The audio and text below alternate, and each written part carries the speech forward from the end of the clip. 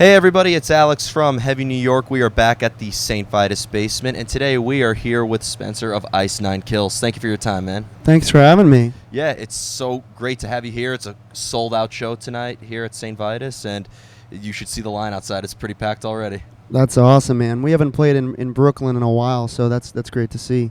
Yeah, it's Brooklyn always has a great show, regardless if you're playing here in Greenpoint or in bumfuck God knows where. It's always going to be a good show. Hell yeah. Yeah, but you just released the Silver Scream out. Let's just give a rundown on how the making of it was. It was great to put together. Horror films have always been a big passion of mine, and getting to use that source material as the inspiration for our album was a really fun and rewarding experience. You know, they say if you love what you do, you don't work, and that's the way I felt about putting this one together. So it was great. Yeah. Did you go into the studio being like, let's make an album based on horror movies, or did this idea kind of develop as you were messing around with music? It was from the first time I sat down to write for this album. That's what I knew we wanted to do for this record. Okay. So was there did that determine the outcome of the sound, or because you have a sound that really defines you guys, you kind of stuck with your sound and just used the concept? I think we wanted to use the scores from the movies in certain ways so that it would sound familiar, but with giving our own spin on it. For instance, Halloween has a very iconic score composed by John Carpenter, and we wanted to use those scores and little homages to the original movies to sort of bring the audience into the world of each film. Okay. Do you think that maybe by bringing somebody who may not have heard you guys before, but maybe a horror movie fanatic might discover you guys on this record? Do you think it'd open up a whole new fan base? I think so, and I think we've already seen that from people that might not even be into metal music or any sort of subgenre of metal or rock, coming and saying to us either in person at some of these shows or via social media that, wow, this is the record that I've been waiting for as a horror fan. I've never seen it done like this. So I think it will hopefully reach a lot of the horror community. Yeah. Was there a specific reason why now into your discography and in your career you decided now to incorporate this horror theme? Was there a pinnacle moment, or? Ours always sort of been in the band's blood, in the band's DNA, whether it be, song lyrics or visual aesthetics and merchandise and little references to horror movies. But I think we came into our own when we did the last album called Every Trick in the Book, which was based on all literature, and we saw a lot of excitement from our existing fans and new people who really liked that we had a unified concept on the record. So I think it was only natural that that record ended up really being successful for us, that this was the next logical step. We did books. Let's veer into cinema. Can you do video games next, please? I will try. Yeah. For you. Thank you. Well, I mean, it's interesting. So obviously when you have a concept in mind for a record, that does determine the outcome of the lyrics. Are lyrics ever do you come up with lyrics first and then maybe it's brought in that determines the outcome of the music? Lyrics are always last. Generally what happens is the song will start from its inception with a chord progression and a melody idea from myself, and once we bring in the full band and sort of structure out the song, then I go back, as well as our co-writer Steve Sobchak, who we've written the lyrics together for every album we've done. We go back and match the lyrics to the melodies and patterns that I've created. So that's always the last step. But from the onset with this album, it's like, okay, this song that we know is going to be about Halloween. This song we know is going to be about The Crow. That kind of songwriting. Awesome. Now, being that even though you have these concepts, with Every Trick in the Book being about literature and this new record being about horror movies, could the music also still be open to interpretation? I don't think so. Really? No, I mean, it's pretty clear. We're sort of beating the audience over the head about what movie inspired what song. There are sort of Easter eggs everywhere throughout the album, whether it's audio clips from the movie, not directly from the movies, but sort of my own interpretation of it, be it, a tribute to Mrs. Voorhees' voice in our song Thank God It's Friday, all those little things, song titles, lyrical content, it's all pretty clear that we're trying to steer you towards the movie. Okay. But if a fan were to come up to you and say like, "Oh, this song got me thinking of this," maybe not even movie related, but maybe it like help them with a personal experience, does that maybe open up a whole new perspective on what you would have for the song? I think that with this album in particular, it shows you that music, much like films, can be an escape from reality. It's not necessarily, we're writing a song about someone who's going through depression or someone who's suicidal or a bad breakup or something or a loss of a family member. We're writing entertainment, and that entertainment can take you out of a bad moment in your life and bring you to a different world to help you forget about your problems. So in that way, I think that this album, can help people just like good entertainment. Because, when you're having a bad day, you can put on, your favorite metal record or your favorite horror movie, and you sort of get out of your own head. Yeah, I remember when you came here last year with Chelsea Grin.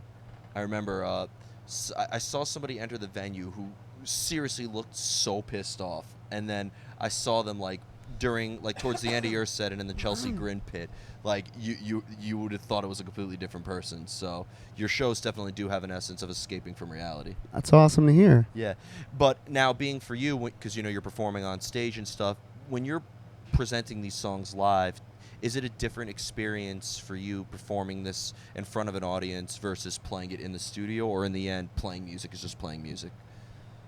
I think it's it's very different being in the studio and playing it live, but at the end of the day, I, as a vocalist, am trying to capture the essence of the characters from the films. So I really try to forget that I'm on stage at St. Vitus in Brooklyn, but I try to put myself at Camp Crystal Lake as one of the counselors being hunted by Jason or something like that.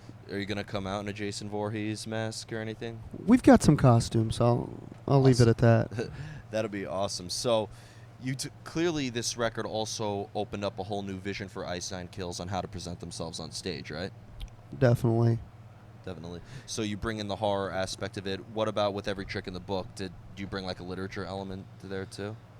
I think we tried to do something theatrical last time as well. It wasn't as defined as it is with our stage look on this album, but I think that both records have a visual aesthetic that we are trying to get across in the live show as well.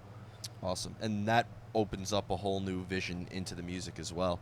Like, I think fans can listen to you guys and see the show tonight, and then when they go back and listen to you guys, they could see something completely different. I agree.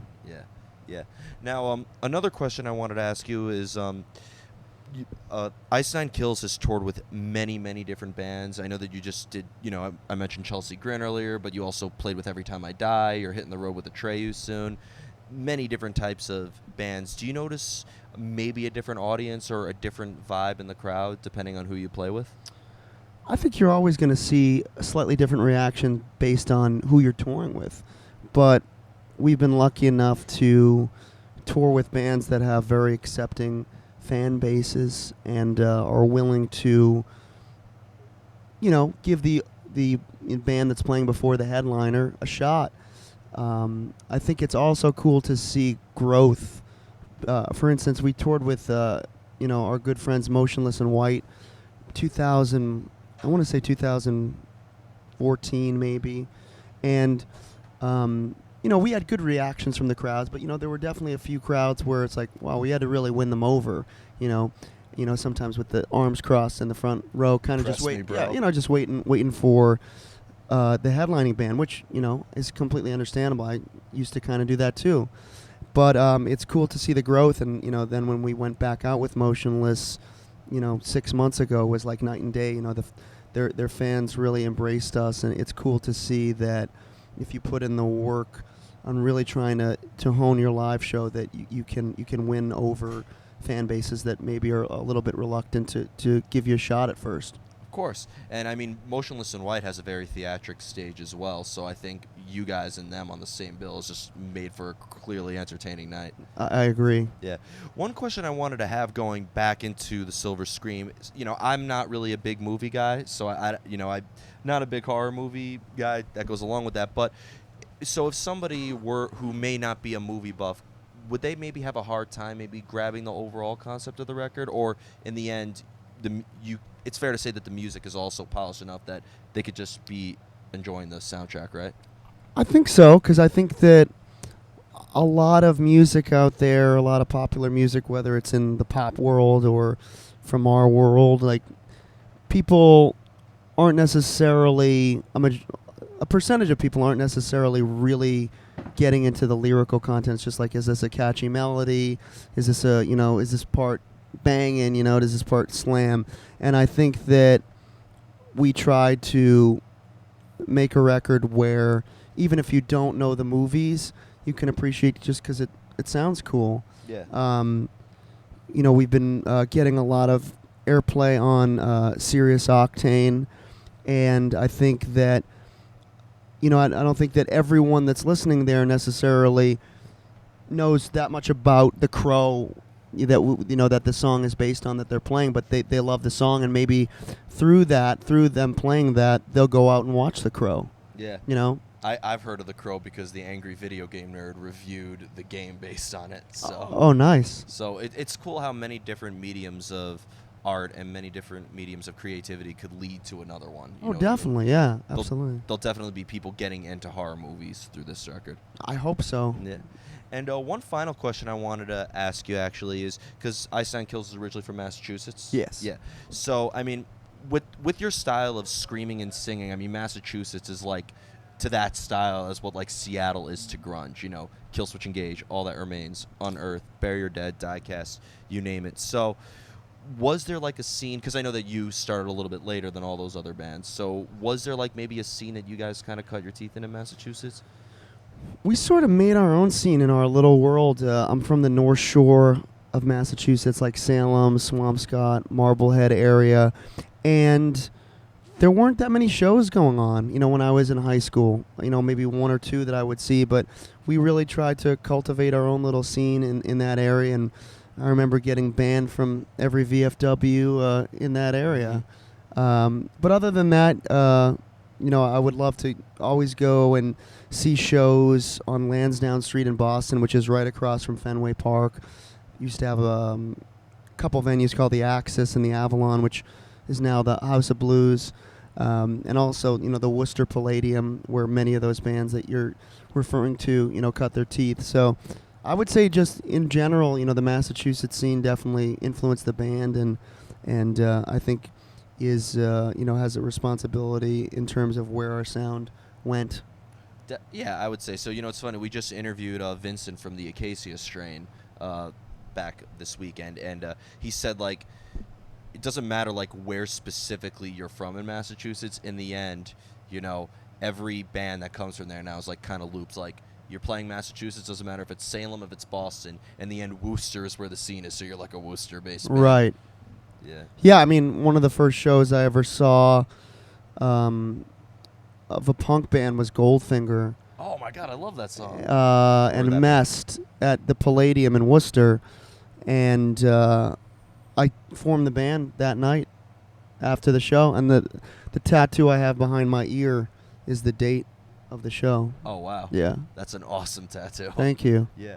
So before we go, I want to thank you so much for your time. Yes, thank you. The Silver Scream is out now. It's a brand new record cycle. You're hitting the road with Atreyu and Memphis May Fire. Is there anything else you would like to promote? Just check out the record. I think if you're a horror or a metal fan or just a fan of good music, I think you'll find something in there that you can grab onto. Awesome. Well, thank you so much, Spencer. Thank you, dude. Everybody, we are here with Spencer of Ice Nine Kills, The Silver Scream. It is a horror movie for your ears. Be sure to pick it up. This is Alex from Heavy New York. We'll see you next time.